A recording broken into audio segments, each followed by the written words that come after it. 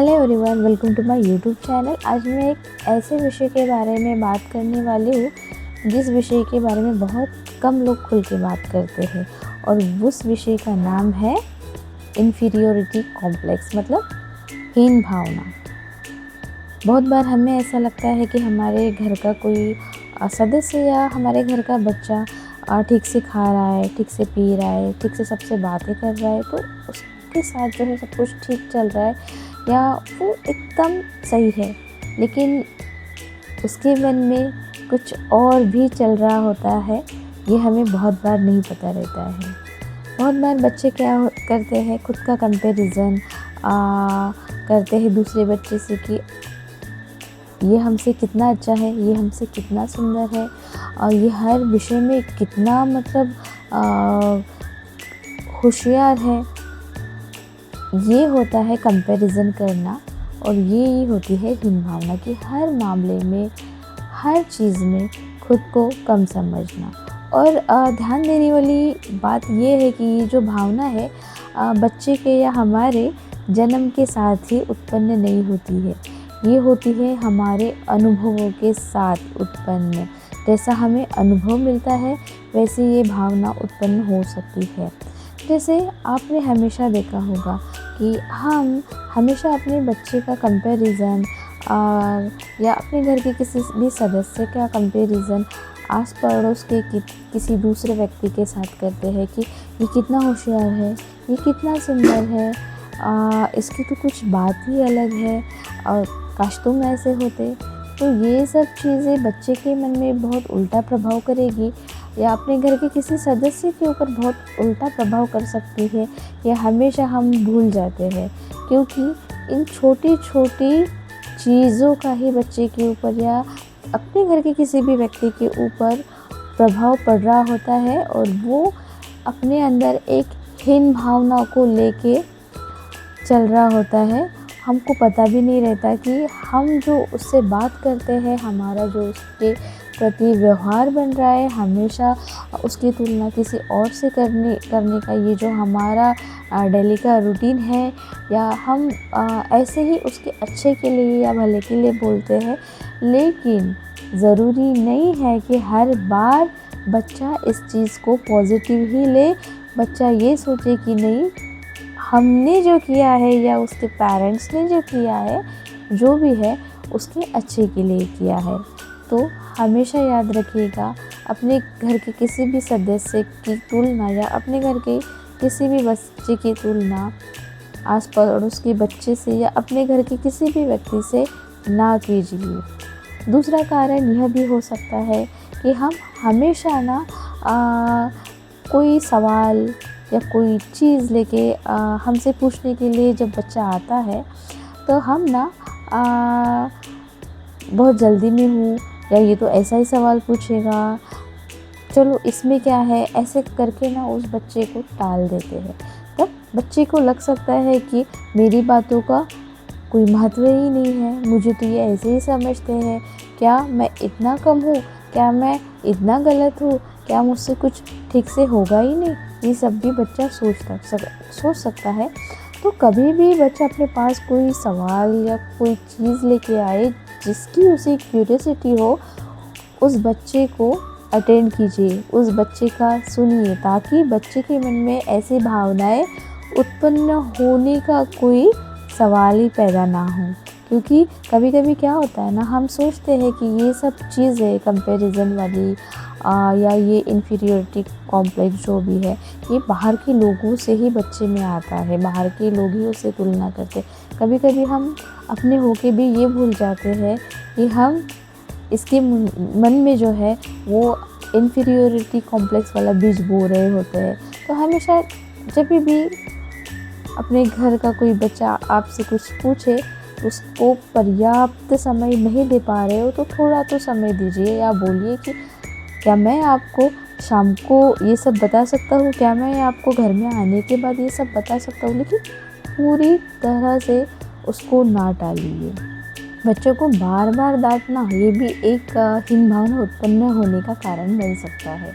जैसे कि बच्चे को अगर आपने हर बार मतलब छोटी छोटी चीज़ों के लिए भी डांटा हो, तो बच्चे को ना पहले से ही डर लगा रहता है। जब भी वो कुछ नई चीज़ें सीखने के लिए जाए तो उसके मन में ना एक डर बैठ सकता है कि अगर मुझसे गलती होगी तो मुझे डाँट पड़नी है और मैं डाँट नहीं खा सकता, मुझे डर लगता है।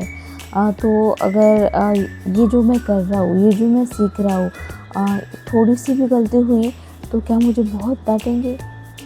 क्या मुझे वो समझ पाएँगे? इस वजह से ना वो कुछ नया जो करना चाहते हैं वो करना ही छोड़ देंगे, उनका आत्मविश्वास ही कम हो जाएगा। इसलिए जब भी बच्चे के हाथ से कुछ गलतियाँ हो जाए, उसको डाँटने के बजाय आप उसको बोलिए कि ये तो होता रहता है, ठीक है, ये गलती है, गलती हुई है, ये आपको तो पता है ना। ये गलती करने के बाद ही तो इंसान सीखता है। या तो हमसे भी ऐसी गलतियाँ हुई है, ओके, और हमसे भी ऐसी गलतियाँ हुई है, इसके बाद आप उसको करेक्ट कीजिए कि उसने क्या करना चाहिए था, जिसके बाद जो बिगड़ी चीज़ है, जो बिगड़ा उसका काम है, वो सही हो सकता था। ओके, तो उससे क्या होगा, एक फ्रेंडशिप वाला बॉन्ड आपके और बच्चे के बीच में ना क्रिएट होगा, बन जाएगा। और फिर बच्चा ना अपनी गलतियों से डरने के बजाय अगर उससे गलती होगी ना तो वो आपसे पूछने के लिए आ सकता है कि ये गलती हुई है, अब मैं करेक्ट कैसे करूँ, क्या मुझे आप बताओगे, क्या मुझे आप गाइड करोगे। तो ये एक अलग ही मतलब बात हो जाती है कि गलती करने के बावजूद भी वो आपके पास आता है, मतलब आपने उसे हीन भावना से बचाया, क्योंकि आपने उसे डांटा नहीं, आपने उसको समझा, आपने उसको जाना कि अगर मैं इसे बेवजह इसकी गलतियों पे डांटूंगा तो ये सीखना छोड़ देगा। ये बातें हम सबको, पेरेंट्स को या घर के किसी भी सदस्य को मतलब जो बड़े हैं स्पेशली, उनको समझनी चाहिए कि डांटना ये सॉल्यूशन नहीं होता गलतियों पे हर वक्त। उसको प्यार से समझाना भी हो सकता है, वो प्यार से समझाने के बाद बहुत अच्छे से वो काम कर सकता है। ये विश्वास अगर हमें हो तो बच्चा आत्मविश्वासी ज़रूर बनेगा और उसके अंदर ये जो भावना है कभी उत्पन्न नहीं होगी। और एक कारण हो सकता है हीन भावना उत्पन्न होने का, और वो है हर बात पे लेबल लगाना। जैसे कि तू आलसी है, तू ज़िद्दी है, तुझसे कुछ नहीं हो पाएगा। अगर एक बार नहीं 10 बार अगर बच्चे के सामने ये सब बोलोगे तो वो उस चीज़ों पे विश्वास करने लगेगा, उस बातों पे विश्वास करने लगेगा कि एक बार नहीं 10 बार बोला है तो शायद मैं आलसी हो सकता हूँ, शायद हो सकता है मुझसे कुछ नहीं हो पाएगा। ऐसे हर बात पे ये जो लेबल लगाना है वो वाकई गलत है, वो बच्चों के लिए और किसी बड़े बुज़ुर्गों के लिए भी बहुत गलत है, किसी के लिए भी गलत है ये जो लेबल लगाना है। क्योंकि हमें पता नहीं रहता है कि सामने वाले पे हम जो बार बार लेबल लगाते हैं उसका क्या असर होगा करके। देखो, तारीफ़ ना मेहनत की होनी चाहिए, परिणामों की नहीं। उसको समझिए, उसको जानिए, उसके साथ थोड़ा वक्त बिताइए, उसको कभी तू कम है ये फील करके मत दीजिए। कोई भी बच्चा, कोई भी घर का सदस्य हीन भावना का शिकार नहीं होगा, क्योंकि ये ऐसी भावना है कि अपने बचपन से लेके अपने बुढ़ापे तक रह सकती है। अगर किसी ने बीच में उस हीन भावना के प्रति लड़ाई करने के लिए किसी बच्चे को हेल्प नहीं की या किसी को समझाया नहीं कि नहीं तू बहुत बेटर है, तू बहुत अच्छा है, उसकी ज़िंदगी में अगर ऐसा कोई इंसान नहीं आएगा ना कि नहीं ये सब तेरे मन का वहम है, तो वो बच्चा या वो इंसान शायद बचपन तक इसी भावना में जिएगा। तो हमेशा याद रखिए, अपनों के साथ, अपने घर के बच्चों के साथ वक्त बिताइए, ढूंढने की कोशिश कीजिए, जानने की कोशिश कीजिए कहीं बच्चा अंदर से कुछ ऐसी भावना का शिकार तो नहीं है, कहीं ये खुद को कम तो नहीं समझता है। देखो, बच्चा या कोई भी अपने बिहेव से हमें एक इंडिकेटर दे रहा होता है कि नहीं मैं ऐसा फील कर रहा हूँ, नहीं मुझे ऐसा लगता है।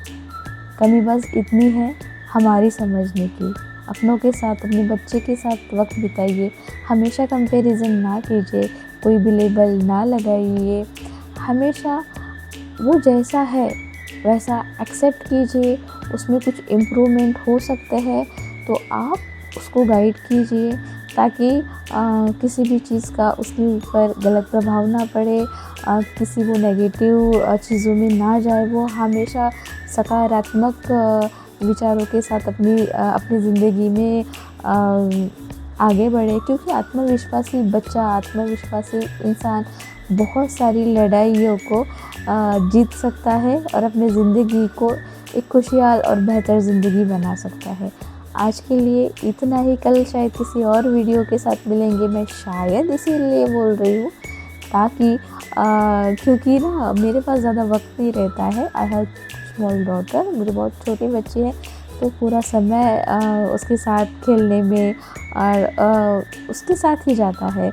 इस वजह से मेरे जो व्लॉग्स है, मेरे जो लॉन्ग वीडियोस है वो बहुत लेट आते हैं।